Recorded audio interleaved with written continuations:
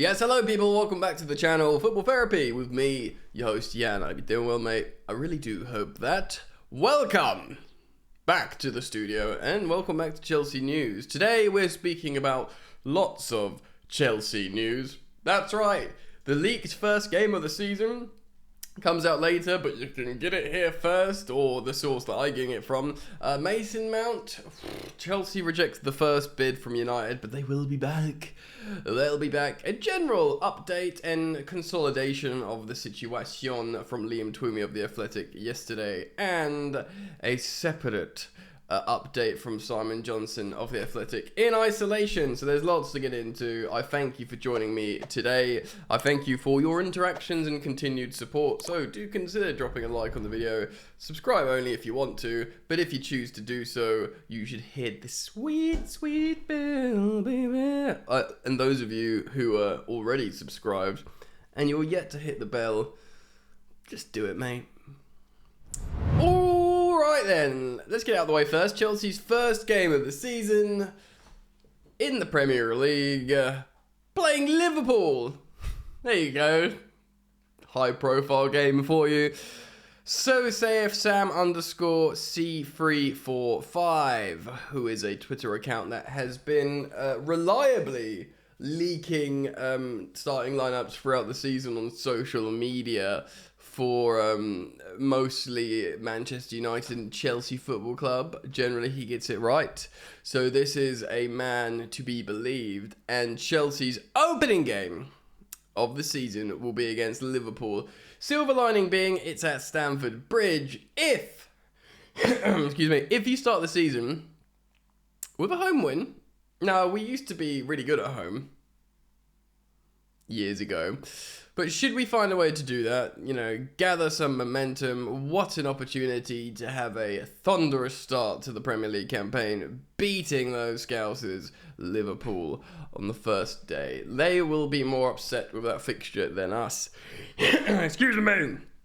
Gives us an opportunity to just start well under Big Poch. Let me know what you think about that. But I wanted to deliver that information to you. Of course, that's not officially confirmed, but this geezer gets things right more often than not. Almost every time. Right, Mason Mount, BBC are writing a short update on him. So Manchester United have bid for Mason Mount, but it was only £40 million. And Chelsea, unsurprisingly, have turned that down. Manchester United manager Erik ten Hag has identified Mason Mount, who's still only 24, despite extensive experience, as someone who can bolster their attacking options. Attacking midfield, I suppose you'd have to say. However, given the England international only has a year left on his contract, United do not feel Chelsea's £70 million valuation is realistic. I kind of get that. The Old Trafford outfit are likely to make another offer for the attacking midfielder, but are mindful of their overall transfer budget this summer. For the same reason, it's going to be highly unlikely that United will sign England striker Harry Kane from Tottenham for £100 million. So he's 29 going on 30. He'll also have 1 year left on his deal. 100 milli is just too much, they think. Look, ultimately, mate, if you pay £70 million for a 24-year-old Mason Mount and he plays at the top of his game for 8 years, or like 7 years, you're laughing.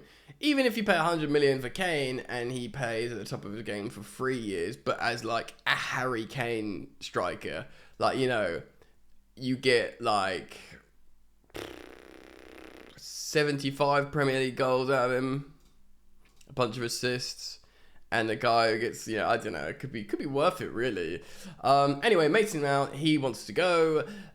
Chelsea doesn't want him to go unless we get a load of money for him. Similar with Kai Havertz, who we spoke about on a late night, Yannick After Dark video yesterday, about all our first team players wanting to leave. Not many of you watched that video. I get it's not the feel-good funds that I usually deliver, so it kind of makes sense, but feel free to go watch that. Yes, let's go to The Athletic, boys. Simon Johnson. Haven't cited him for a little while. He's tweeted this. Chelsea do not, so no, do not want to loan Lukaku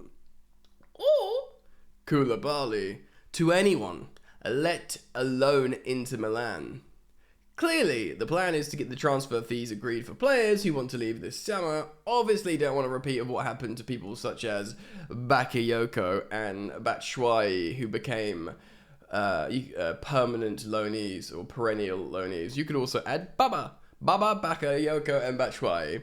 Baba BBB alliteration. Yeah, man, I like the sound of this, and I endorse this. I've echoed the sentiment of not wanting Lukaku to go on another loan. I understand if that's the only option, but he still remains tied to Chelsea, and it's just kicking the can down the road. I'm pleased to hear this from Simon Johnson, because I was speaking on the channel about this but a video or two ago.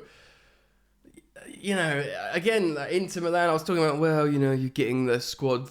I was like trying to convince myself, like, well, you're freeing up the squad spaces. You're alleviating yourself of 2 mega wage packets in Koulibaly and Lukaku.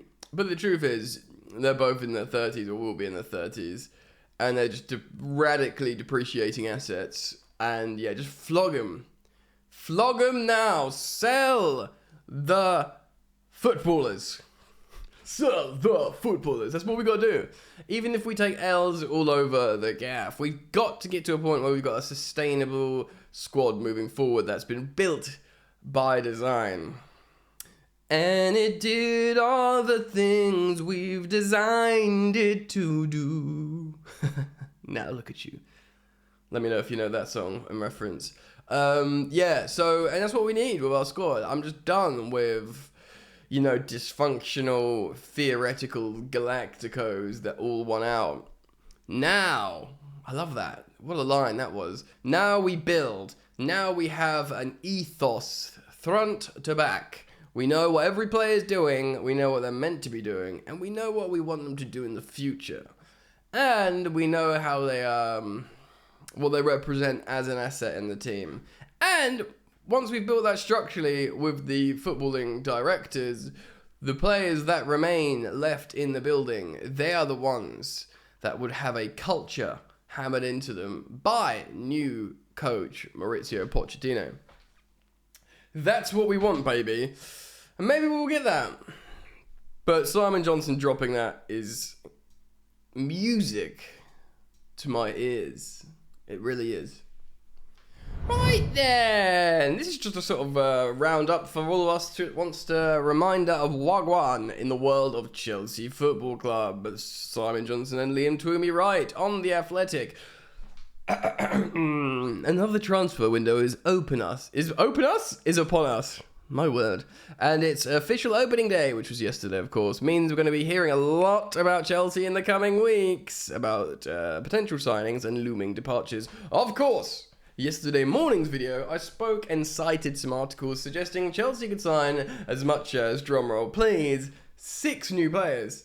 I can count to 6 in my hands. That is a lot considering we've got a massive squad and we just sell a lot of players. But we speak about that. Of course, there's 2 videos a day on this channel. 2 videos a day, you lucky little blighters. You know? You're so lucky. Make sure you subscribe so you don't miss him.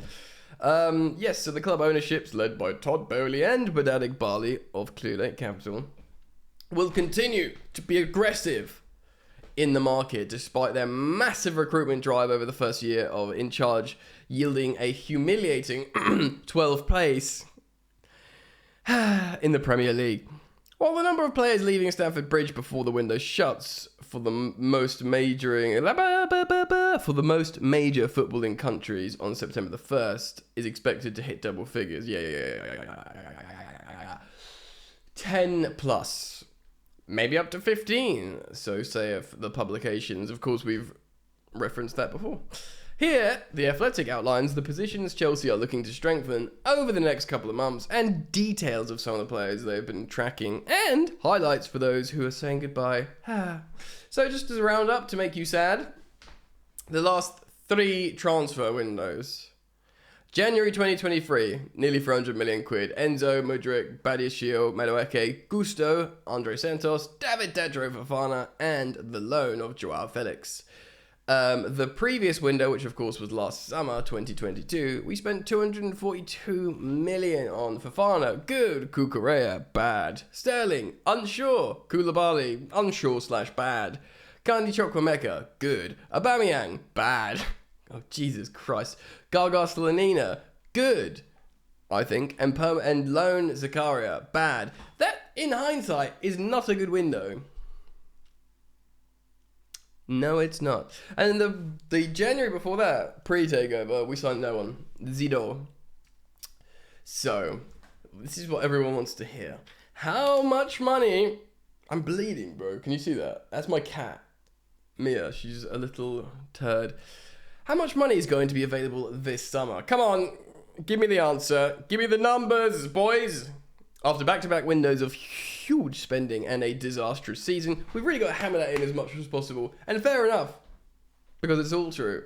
That ended in a failure to secure any type of European football for the upcoming campaign. Bowley and Eghbali know Chelsea's ability to recruit further this summer will be dictated in large by a part of how successful they are in trimming down a bloated first-team squad through significant player sales. And of course, this is what we went into in detail last night about players wanting to leave, but probably knowing that they're just in the shop window, whether it's Mount, Gallagher, Loftus-Cheek, Kovacic, Kai Havertz. Do you know what I mean? They all can be sold as far as they think. Indeed, some outgoing deals may need to be finalised before June the 30th. In order to be included in the club's accounts for last season for FFP. This is something we have spoken about before. Also, this is why more than ever we're over a barrel, because opposition teams, they know Chelsea need to sell players, but not only that, we need to sell players soon. So they're looking to take advantage. Potential buying clubs will likely feel this added pressure to Chelsea gives them a considerable leverage in negotiations. True. But Eghbali and Bowley are confident there will be sufficient options in the market for them to generate the income they need. Pause. Why are you... Hold on, mate. Why are you confident? Why have you gentlemen, have any reason to be confident about anything right now? Look, I feel positive. I'm generally confident. That's the way I function with football. You gotta be, otherwise I'll walk into the sea. But these guys aren't allowed to be confident. They will be selling not just the offset past spending, but also to fund signings in the window. So not just to dig themselves out of the hole, to give themselves more height so the hole can dig lower. Good analogy, Jan. Very good. While a new young core is in place at Stamford Bridge, there are still areas to strengthen. So who's making the key decisions over signings? Roman's gone. You don't think Eghbali and Bowley are doing it anymore? No. So it is indeed co-sporting directors Lawrence Stewart and Paul Winstanley. They've been empowered to run Chelsea's recruitment operation, though Bowley and Eghbali do remain actively engaged owners. And to be honest, the people might recoil at that, but I still like the intention. The integration of the owners. They don't want to just be absent Cronkies or Glazers. They do want to be here and amongst the people and see us do well, and they want to be involved and get their hands dirty. I like that. It's just they got their hands dirty in the wrong kind of way. They got their hands covered in excrement and they bathed Chelsea in excrement. That's what happened. Below them sits a growing team of talented recruitment specialists, of course, Christopher Vavell, co-director of recruitment, and of course Joe Shields, which is the lead data analyst. Matt Hallam as well. And as of next month, former Stoke head of operations, Andy Cousins. Cool. Hold on, the cat. The ruddy cat. Hello, mate. Come on, say hello. The idea is that the process of identifying and recruiting talent will also be collaborative. So they're doing it together, which is nice. With all the above individuals feeding into it. Incoming head coach Mauricio Pochettino is already a big voice in the conversation too. Pause. Naughty. Technically, he's not working yet because legally he's on gardening leave. He is, but he isn't working, if you know what I mean. He's doing soccer aid. While choosing who Chelsea should buy, particularly when it comes to prioritising the targets of certain positions and profiles of players. in order to equip the squad for his preferred style of football. Well, what is his positions and what are the priority? Chelsea know they need more defensive. Learn English. They need a more defensive-minded central midfielder to pair with record signing Enzo Fernandez. He's à l'anglais. Inglaterra. Either in Pochettino's preferred 4-2-3-1 formation or in a 4-3-3. Caretaker manager Frank Lampard admitted last month that the squad lacked a player that's suited to operating as a lone number 6 in the wake of Jorginho's winter move to Arsenal. Given this season's historically bad goal-scoring issues, just gets these little like segments of reminders of just the pain. But to be honest, it's good because it should not be swept under the rug how awful this season was, and it should be held, and we should remember standards. It's and so we need an elite number 9 too. Though how hard Chelsea push for on that front is likely to be influenced whether we can sell Romelu Lukaku. And what are we going to do with him, mate? One source speaking anonymously... Here we go, that line again. One source speaking anonymously to The Athletic to protect relationships believes the Belgium international is already ruled out of playing at Stamford Bridge. Well, we could have told you that. And he doesn't want to go to Saudi Arabia, even though he sat down to listen to a big offer. He believes he still should play in Europe. He wants to play at Inter. But Inter might not take him, dude. So Chelsea, of course, I've got Christopher Nkunku, who's joining, who can operate as a striker. It's not his favoured position. He will play in the number 10 behind a striker. So that's why maybe the Mason Mount and Kai Havertz exits won't hurt as bad. You'd prefer to sell one so the other one can still rotate in and out. But to have a new striker with Nkunku in behind is good. It's new, and we need new because we haven't scored goals with the status quo. Other key positions, of course, a goalkeeper as well. So who's the possible targets? Well, midfielder, we've spoken about Romeo Lavia. That's heating up. Of course, he was relegated with Southampton. Joe Shields, once of Man City, then of Southampton, now of Chelsea, wants to sign that player. He brought him to Southampton from Man City because he knew him from the Man City Academy. He still really likes him. He would like him at his current club, Chelsea. We lost the race to the Uruguayan, to PSG, but for the Uruguayan Ugarte, but sounds like Pochettino wasn't overly interested in getting into a crazy bidding war for him. Of course, Manchester City have a £40 million buyback clause on Lavia. They can exercise 2024, so the following summer. So Chelsea would have to move quickly. Ideally, Chelsea are very, very keen on Brighton's Moises Caicedo, and Fabrizio Romano actually has reported that Chelsea do lead the race, but it's not going to be a quick deal to get over the line, Moises Caicedo, and he'll cost a lot of money. Of course, Brighton really want Levi Colwill. We've dug our heels in and say he is not for sale. Declan Rice will end up going to Arsenal, and for a striker, of course, we like everyone else, like prolific striker Victor Osimhen, but everyone wants him. Dusan Vlahovic is also on the radar, and of course, apparently Lautaro Martinez, Harry Kane, but there's no chance we'll get him. Interestingly, Chelsea were considering re-signing Tammy Abraham. Of course, his buyback clause comes into activity this summer, and he is a number 9. And we would be backing him to develop further under Pochettino, like he did with Harry Kane, as we were saying. But he did his ACL, and that's completely ruled him out. I am not overly excited about re-signing Tammy, especially for £70 million, which is his buyback clause. He was great for us. He's a great character. He scored 15 non-Premier League goals, which shouldn't be sneered at in his first season. If he was on penalties, say he just scored 3 or 4, say he scored 4 penalties over the season. If you're a penalty taker, 4 penalties isn't unreasonable to score. Say he gets 5, scores 4. Then he would have had like 19 Premier League goals in his debut season, which would have, I know this is whataboutery, but it would have been good. The point is he doesn't, excite me enough. And then when, the City Atalanta player, Rasmus Højlund, has been monitored, but he's 20 and it's just like another, Armand de Bruyne for me. It's tough, man. Still, lots of popping off. I realise this is a long video, so I'm going to end it there. As soon as there's a new piece of information to react to, I will react to it here for you on Football Therapy. It's important that the bell is turned on so you don't miss an upload. There's so many, like literally countless developing stories. That's why I'm doing at least 2 videos a day. So keep it locked, and I look forward to seeing you back very soon. Peace.